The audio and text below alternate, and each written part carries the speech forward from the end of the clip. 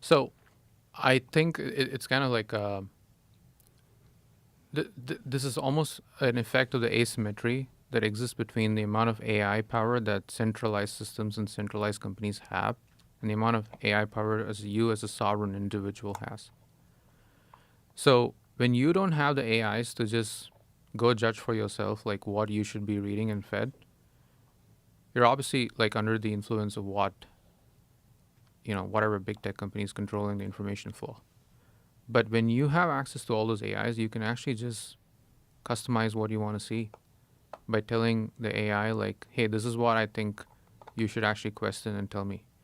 Until now, you never had that power for yourself. You're finally getting it. Right. And eventually we'll be able to have our own LLMs, like our own models that we would be able to host in our own hardware. We don't have to rely on like one centralized model given to us by like any specific model company. And using that, you can shape it to your beliefs, your custom, your custom data, and so when you're consuming a search result, you can actually task that AI that you control and you run, so nobody can shut off access to it, to tell you like, hey, like, can you actually like give me a contrarian perspective on this, or like, can you tell me if these search results are actually biased? So I think we need to give individuals more sovereignty with more access to their own AIs that they own and run on a piece of hardware they own themselves. And this is the whole like this is going to be leading to the whole rise of local AIs. So as AI models like today, they're very power inefficient. They're running on large data centers, but in a year or two from now, whatever capability that exists in the most power hungry data centers will be it'll be possible to run it in some box that you own. May not. Really? Yeah, it's already happening. It's already happening that like there are like interesting hardware projects like the Apple Mac Mini, NVIDIA DGX, where you can actually host a reasonable size model and put it in a box and have it run, and you don't have to pay for all the tokens it produces you. You just have to plug it into your power core and it works. I know And Duncan, my friend Duncan Trussell, he does that. yeah. And today the capability of that model that can run locally is not quite there. So you would still prefer to use something that runs on the data center. But eventually this is going to be a spectrum. There's going to be some percentage of tasks that you would start delegating to this local system. It'll be a hybrid model. And over time it could end up being the case that you could buy something that feels like a refrigerator for your home, which is your own AI box, and host a model that you control. So nobody can arbitrarily shut off access to it one day. And then you can have that be your weapon against what the big tech wants you to be fed or believe in. So This is the only way we can fight this because they have far more computing power, far more data, far more algorithms than you.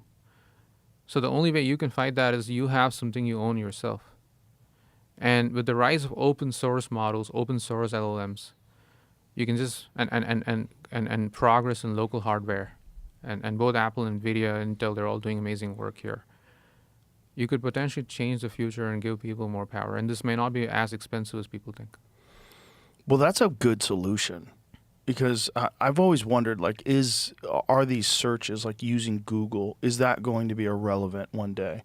Because you already can just ask your phone. Like most of the time, if I want to have an answer for something, I just ask Perplexity. I was like, what is it? Yeah. And instead of like having to sift through all these Google searches Yeah. and try to figure out what it's showing me first and get to page 3 where it's what I really want to know, Yeah. I can get the accurate information. Then follow-up questions are like Yeah. instantaneous. Yeah. And even the models that are running the Perplexity app today, they're all in the cloud. Eventually, you'll be able to do that Locally. on a box that you own. You can still use the front end, the UI of the app, but you can control the compute that runs on a piece of hardware you own. You may ask why do I care? Okay, like what if someday like the data center gets taken off? Like Iran was bombing data centers. Right. Like what if someday like the government decides that model is no longer available? You want some control over like what models you can run, and like you may even want to shape it to like your context that you never want to be living on any data center. Mm. And I think that's where I believe the individual gets more sovereignty against big tech, and that's how like we fight surveillance or like centralization of power. Yeah, and certainly pushing narratives. Um, what do you think happens with social media? Because social media, and as you were talking about before, like Yeah, algorithms, like yeah, it's one of the biggest problems in that's right. terms of the way people view the world. Yeah, I'm curious what you think. Like like my opinion is that it's not good for the kids. It's terrible for them. Yeah, But I think they should have some exposure to it because I think it's good to know that it's a thing. And I it's think yeah, children are fairly resilient and they learn. But the anxiety levels of kids is much higher than ever before. yeah, Suicidal ideation's higher, yeah, self harm. yeah. Yeah. My belief is that when you're just fed a feed and the algorithm of the social media company decides what you're going to see next, it curbs your curiosity. And I don't think things that curb human curiosity should be encouraged. Yeah, I agree. And so if the app is designed in a way where it asks you what you're interested in and helps you to come up and find things that are very related to what you're interested in, Right. that's awesome. But that's not how it works. It's literally like it starts with something, you start doom scrolling, and then start showing you what you just scrolled, and then you end up in an echo chamber, and that's not necessarily good. Well, you can get trapped. Yeah, You can get. I'm in a trap of schizophrenics lately on Instagram.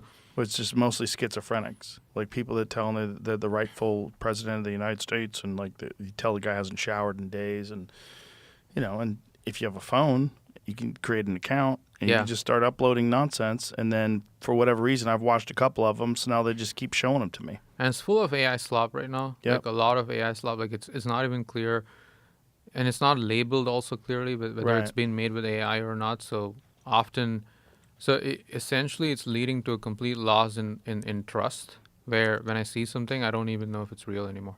Right. And it's going to get worse. Yeah, it's gonna get worse to the extent that you're gonna like your default would be that this is AI, and then like you're gonna have to go through multiple layers to finally verify if it was real.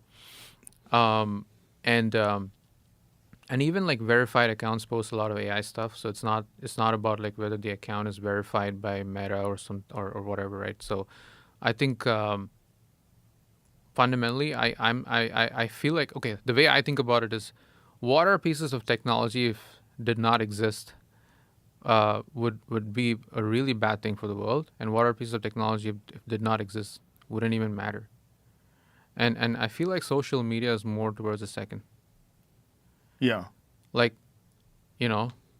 searching for information and answering questions and like getting, AIs to like do things for you, help you learn new things faster. All that stuff is some we need more of that. But because it supercharges our curiosity. Whereas like brain rot feeds with AI slop doesn't actually supercharge our curiosity. It actually curbs our curiosity. And so if we believe in the curiosity premium idea, we need to encourage things that supercharge our curiosity and discourage things that curb our curiosity. Do you anticipate a time where we recognize the dangers of algorithms and there is some discussion to either curb them or allow people to have control over them in a real meaningful way? Like you could dictate, maybe through AI even, Yeah. that there's an AI interface to your algorithm that understands your particular emotional needs, your Yeah. curiosity. Like, only show me this. Yeah. This is what I'm interested in: carpentry and basketball games. Yeah. Show me those things. Yeah. I don't want to. I don't want to see who's getting divorced. I don't give a Yeah. fuck about this. Yeah. Yeah. So here's the thing: you can still customize on most of these social apps.